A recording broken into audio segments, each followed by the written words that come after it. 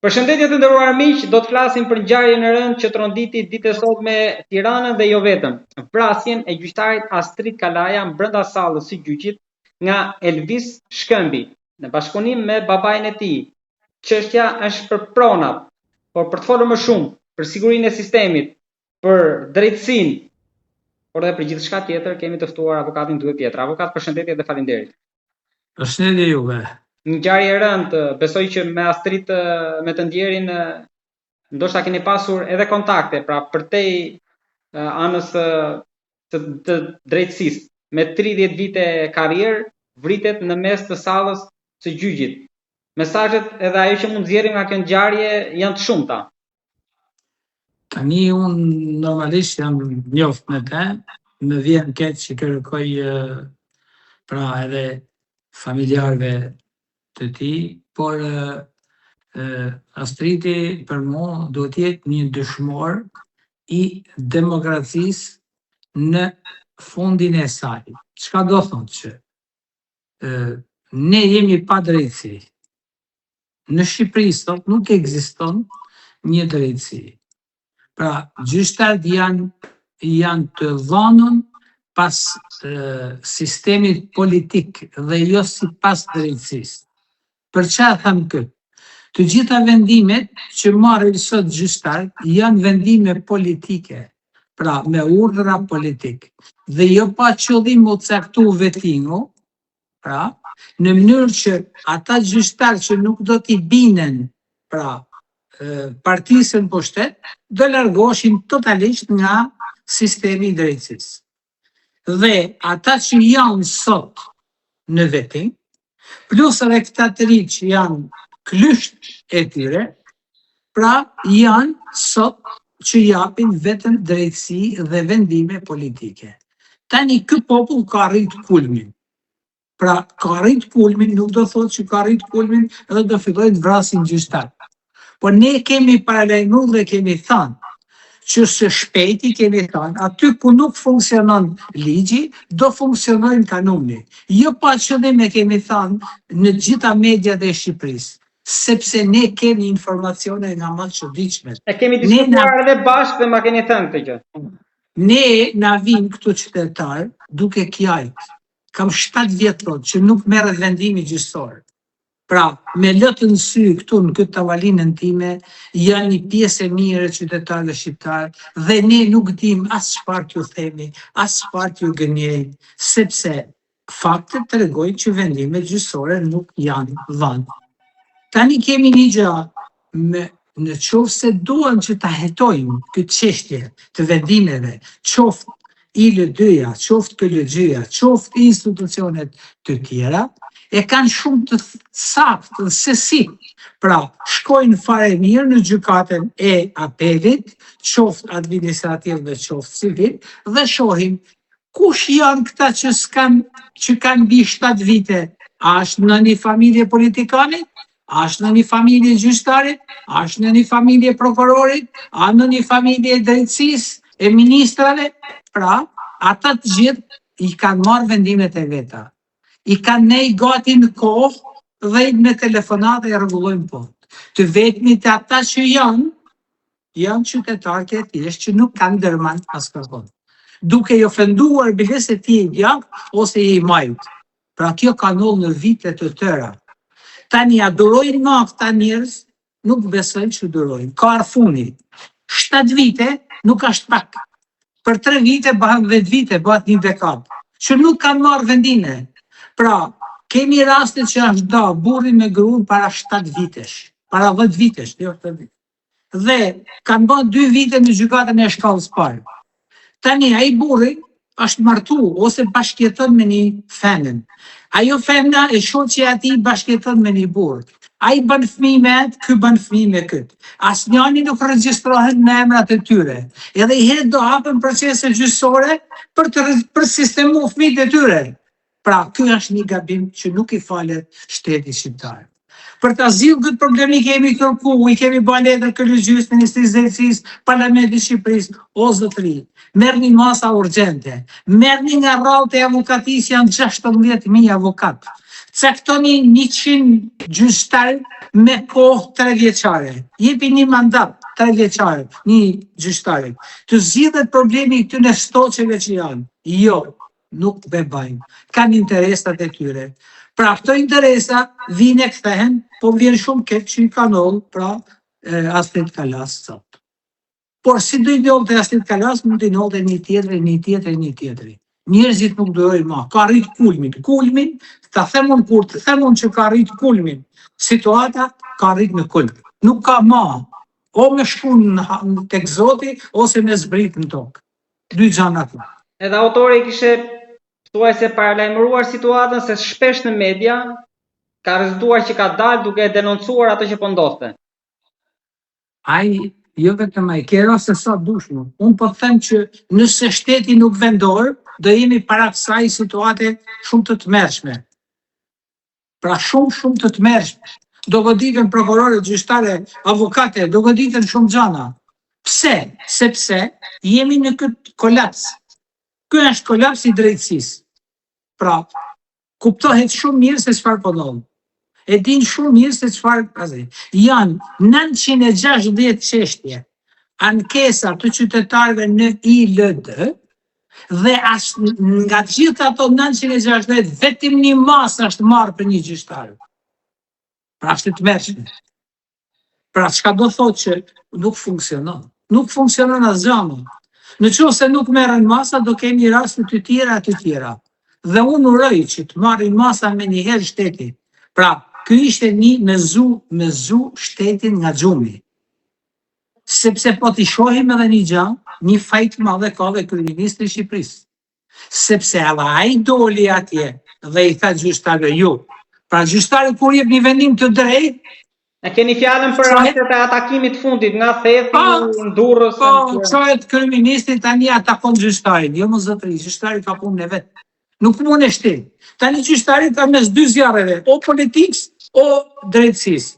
Kur vjen puna tani thot gjyqtari, kur nuk jem vendim për flaset me qytetarin, kur jem vendim politik për flaset me politikën, pra kanë rënë hadhe dhe gjyqtar. Nuk e themi që s'kanë rënë. Po duhet zgjidhje zgjidhje. Janë 60.000 çështje në gjykatën e apelit. Duhet zhduk, po duhet marrë masa urgjente. Po çfarë do të thonë? Ka për vdekje Tirana, Sali Berisha, kanë për vdekje gjithë ta politikën dhe gjyqet s'kan për të zhvilluar. Nëse do vazhdohet kështu. Pra dhe reforma e gjykatave bëri akoma më keq sepse i mblodhi dhe gjithë Tiranë tani duke shtuar presionin. Tani nuk u bën reformë, u bën interesa politike. Nuk ishte reforma, ai ishte interes politik që ne të kemi sigurinë tonë me gjyqtarët tonë, me prokurorët tonë, me njerëzit tonë. E majtë. Irritim të madh shkakton dhe fakti që do vish nga Shkodra në Tiranë apo nga Vlora në Tirana, ku janë. Ai ishte gabimi tjetër fatal, që për mendimin tim ata persona që bën projektin e gjykatës, pra gjykatave, që i grumbullon në një gjykatë të vetme, për mendimin ata kanë vepër penale, ata duhet me i futën në burg, duhet me i hetu. A di ç'do thotë të marrësh pra pas një logjik vetëm me një urdhën politik, të marrësh gjykata, të grumbullosh një vend, të futësh 40 gjyqtar në 9 dhoma, 10 dhoma atje, tani ç'a mund të bëhet? Më thuj mo, a ka mundësi që të kemi një proces rregull ligjor? Jo. Po edhe gjyqtar që bëjnë 15 çështje në ditë, ç'a do bëjnë ata? Japin vendime normale? Jo më zotëri. Nuk e jep dot normal vendimin ai. Ai do gabojnë. Ndryshe është ky, ndryshe është kjo, ndryshe është kjo.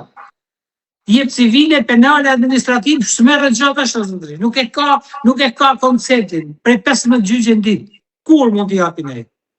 Duket sikur po lozin, prandaj duket sikur po tallen. Edhe qytetarët kanë krijuar një ide që këta gjyqtar po tallen me ne.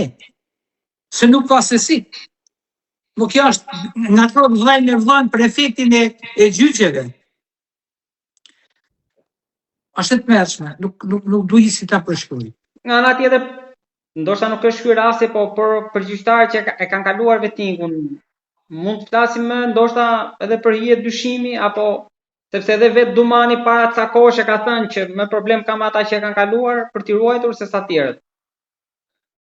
Edhe herë që kuptohet që ai që nuk din me rujt, pra është e kot. Korrupsioni ka një gjë të mirë, që ti duhet me ditë shumë mirë situatën dhe pastaj të bash korrupsionin për ta ditë se si bëhet korrupsioni. Se ti nuk bën dot korrupsion, po nuk e di ke si janë korrupsioni. Pra do thotë që personat janë shumë të aftë për ta kryer këtë vetë. Por ama nuk është problemi se kjo funksionon gjithë botën. Le të thonë njerëzit çfarë të duan. Pra kjo, korrupsioni ka në gjithë botën. Mund të jetë korrupsion me lek, mund të jetë me shumë gjëra të tjera, por nuk mund të thuash që sot gjyqtari të rris nëse prokurori jep 2 vjet, gjyqtari jep 4. Pse mos zotëri? Cili është qëllimi jot? Jo se thot ai gjyqtari, prokurori ka marrë lek dhe musëm ka dhënë lek. E kupton ku jena këtu? Pra çdo gjyq që gjyqtari çon, pra ndryshon vendimin nëpërmjet këtyre formave, është vendim korruptiv. Pra është e tmerrshme mos zotëri, është e tmerrshme. Nuk ndohet në botë, veç raste shumë të rralla kur bëhet fjalë për vrasje ose për vepra penale të rënda. Por si mundet gjyqtari tani i thot prokurorit më i akuzën këtë formë si thamon.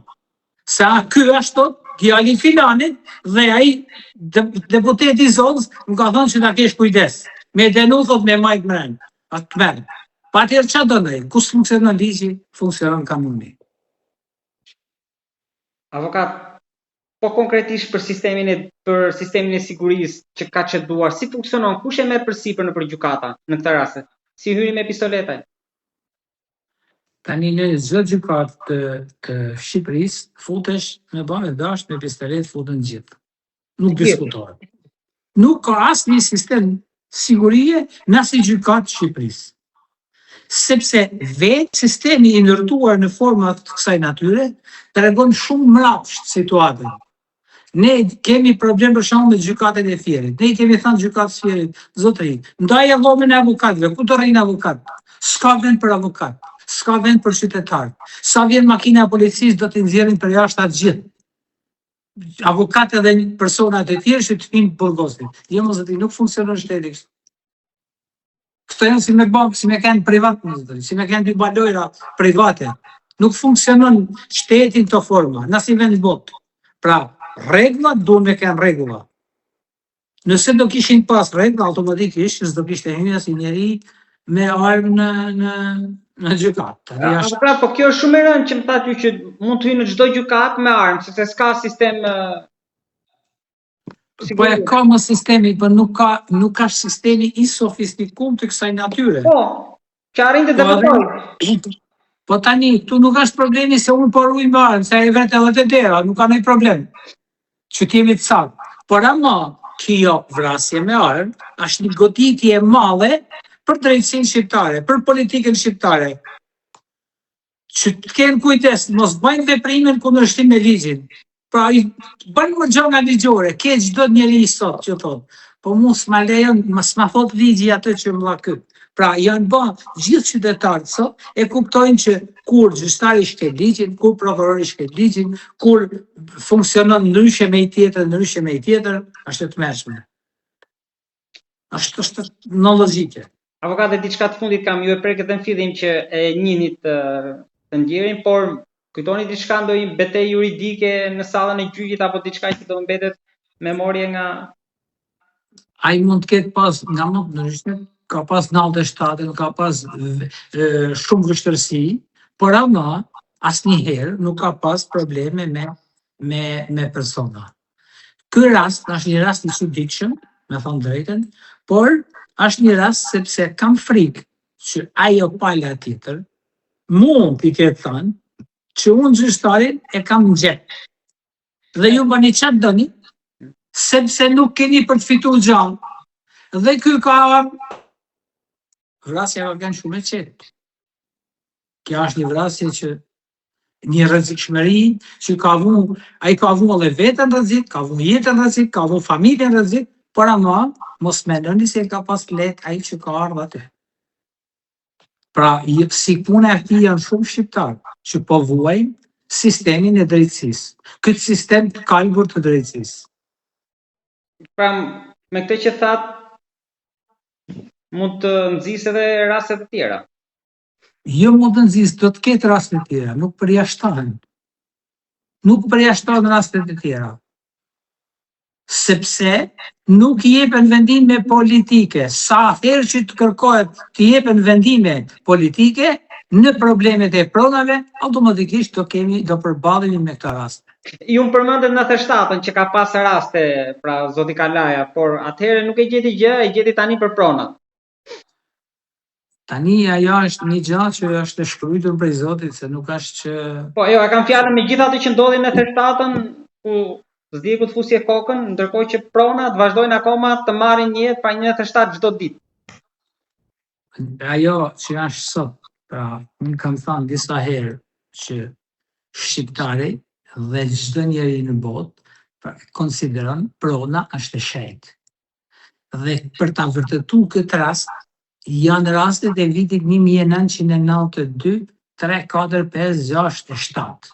Pse e tham këtë? Pjesa më e madhe e qytetarëve shqiptar dolën jashtë shtetit dhe punonin në ato punë të pistane për semafore gjata. Dhe asnjëkush pra nuk thoshte këtu në Shqipëri që ku ke vajzën duke punuar atje dhe nisi 100.000 marka, 100.000 lireta, disa 100 marka, 100.000 lireta, kështu. Dhe njerëzit këto, pra, nuk e kishin menën fare tek neri. Në 97-ën kur ju morën pronat, e pave gjithë Shqipërinë që u çuan kamp. Pra atëherë na ka prona ajo, jo neri, që diskutojnë shqiptarët sot. Pra, në momentin që i preket prona, i ka humbi jeta ditës. Janë errësuesi, nuk sheh më.